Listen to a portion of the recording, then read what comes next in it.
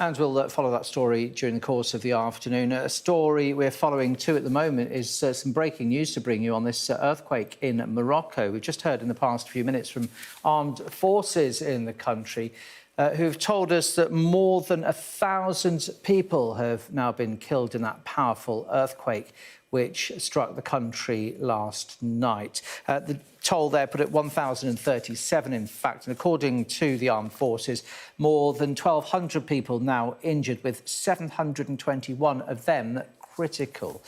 Just to remind you, the epicentre was around 50 miles south of the city of Marrakech.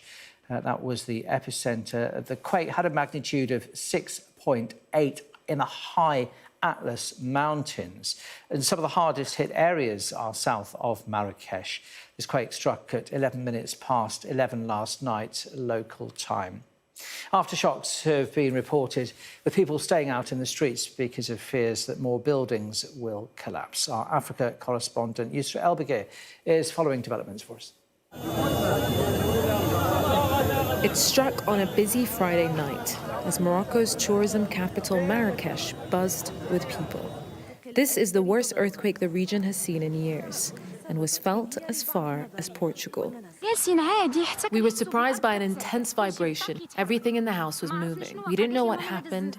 I was in my house and I saw people going outside. I heard a lot of noise. I thought it was rain, but it was the sound of an earthquake. The damage was felt in the heritage site of the Medina, but the worst hit areas were the villages of the Atlas Mountains, where efforts began to pull bodies out of the rubble. First, residents moved rocks with their bare hands, until eventually the army, police, and firefighters were deployed. But even now, hours after the first powerful, shallow earthquake and a night spent sleeping in the streets, people are still on high alert, shaken by tremors and the sheer surprise of this tragedy. Yusra El-Bagir, Sky News.